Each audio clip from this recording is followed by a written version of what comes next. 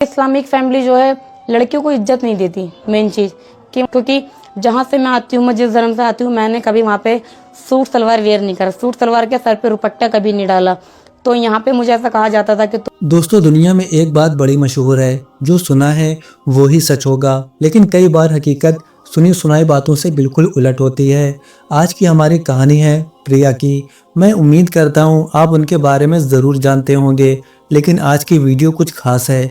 प्रिया एक ऐसी लड़की जो एक मुस्लिम लड़के से शादी करना चाहती थी और इस कदम से पहले वो इस्लाम को अपनी मर्जी से कबूल करने जा रही थी। लेकिन दोस्तों, जैसे ही लोगों को पता चला कि प्रिया इस्लाम अपनाने वाली है, उसके चारों तरफ डराने वालों की एक लंबी लाइन लग गई। कोई कह रहा था मुसलमानों में 3 तलाक होता है, तुम्हारी ज़िंदगी तबाह हो जाएगी। कोई बोला वो तुम्हें कमरे में बंद करके रखेंगे, तुम्हारी आज़ादी छीन लेंगे। किसी ने डराया वहाँ औरतों पर बहुत जुल्म होता है, तुम पछताओगी। एक लड़की जिसने हमेशा आज़ादाना ज़िंदगी जी है, उसके दिल में भी एक खौफ बैठने लगा। वो सोचने लगी, क्या सच में ऐसा होता है? क्या शादी के बाद मेरी ज़िंदगी बदल जाएगी? क्या मैं वही आज़ादी फिर पा सकूंगी? लेकिन दोस्तों, प्रिया का इरादा मजबूत था। उसने हिम्मत नहीं हारी और सच्चाई को खुद देखने का फैसला किया।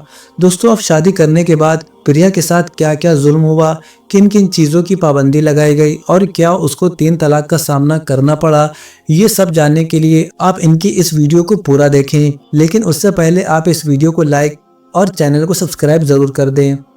जो चीज़ें मैंने सुनी थी शादी से पहले, मतलब जो जो चीज़ें मेरे माइंड में सेट हो रखी थी मुसलमानों को लेकर, इस्लाम को लेकर और एक इस्लामिक फैमिली को लेकर, कि इस्लामिक फैमिली जो है लड़कियों को इज्जत नहीं देती, मेन चीज़ कि वहाँ पे गर्ल्स की जो रिस्पेक्ट नहीं होती। तो तुम तो एक अलग धर्म से जा रही हो, तुम तो हिंदू धर्म से जा रही हो, तुम तो इस्लाम में थी ही नहीं, तो तुम्हारी वहाँ पे क्या रिस्पेक्ट होगी। तो जो जो चीज़ें मैंने सुनी थी कि इस्लाम में जो लड़कियों की रिस्पेक्ट नहीं है, इस्लाम में तलाक होते हैं, इस्लाम में 3 तलाक होते हैं टाइम था।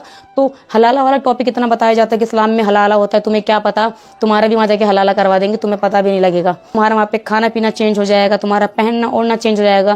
क्योंकि जहाँ से मैं आती हूँ, मैं जिस धर्म से आती हूँ, मैंने कभी वहाँ पे सूट सलवार वेयर नहीं करा, सूट सलवार के सर पे दुपट्टा कभी नहीं डाला। तो यहाँ पे मुझे ऐसा कहा जाता था कि तुम जब जाओगी मुस्लिम फैमिली में, तो तुम अगर बाहर भी जाओगी ना, तुम्हें बुर्का पहन के जाना पड़ेगा, तुम बगैर बुर्के के तुम बाहर नहीं निकल सकती। क्योंकि इस्लाम की जो लड़कियाँ होती हैं ना, एक मुस्लिम फैमिली की जो लड़कियाँ होती हैं, घर से वो बाहर जाती नहीं हैं। अगर जाती हैं तो वो काले कलर का बुर्का वेयर करके जाती हैं। तो इस चीज़ को लेकर मैं काफ़ी डरती थी। तो जब मैं यहाँ पर आई शादी के बाद, तो पहले दिन जब मैंने देखा तो यहाँ पे सही में काफ़ी मतलब बड़ी फैमिली थी, 15 मेंबर थे। तो वो रात मेरी शादी के बाद जो रात थी, वो रात मेरी इतनी टेंशन में गई, इतनी ज़्यादा टेंशन में, क्योंकि जो जो चीज़ें मैं सुनकर आई थी 3 तलाक के बारे में, हलाला के बारे में, कि बुरखे के बारे में, कि मतलब तुम बिल्कुल घर में कैद हो जाओगी, तुम 4 दीवारी में रहोगी, लड़कियों को वहाँ से मतलब झांकने भी नहीं दिया जाता, ऐसा ऐसा बोला जाता था। तो वो रात मेरी इतनी टेंशन में गई थी कि क्या ये सब चीज़ें सच तो नहीं होगी। तो उस रात में यही सोच रही थी कि लग रहा मुझसे कुछ गलती हो गई शादी में, जल्दबाजी में कुछ गलती हो गई।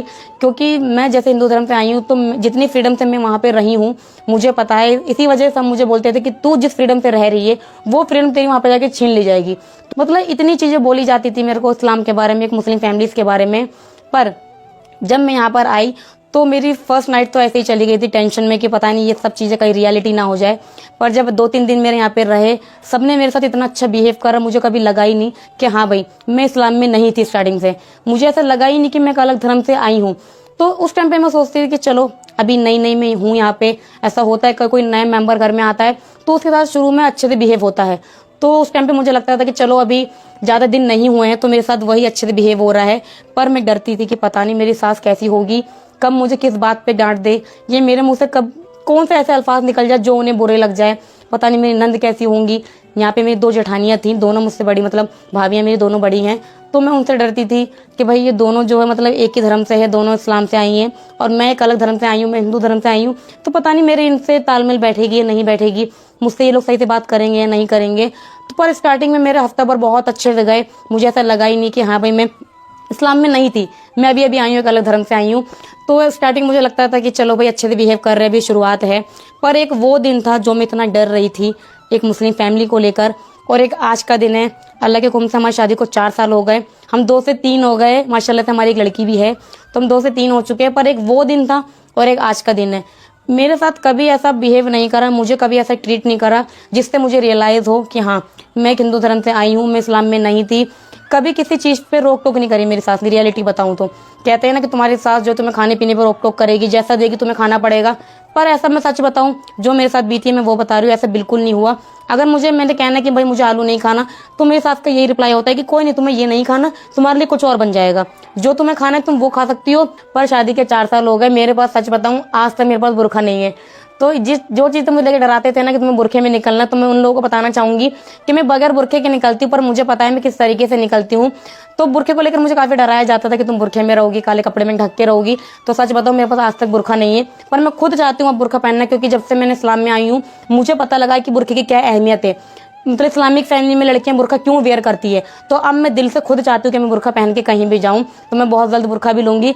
पर जो मुझे चीज़ें यहाँ पे डराई गई थी आने के बाद कि फैमिली ऐसी होती है, पर मैं जब यहाँ पर आई हूँ हर एक मेंबर, 15 मेंबर थे, सभी मेंबर मेरे साथ इतने अच्छे से रहते थे, कभी मुझे रियलाइज़ नहीं करवाया कि हाँ भाई तुम एक अलग धर्म से आई हो, तुम हिंदू धर्म से आई हो। तो दोस्तों, आपने अभी अपनी आंखों से प्रिया की बात सुन ली। कितनी अजीब बात है ना। लोगों ने उसे डर का पहाड़ दिखाया, लेकिन जब उसने खुद सच्चाई को अपनाया तो उसे पहाड़ नहीं, मोहब्बत, एहतराम और सुकून मिला।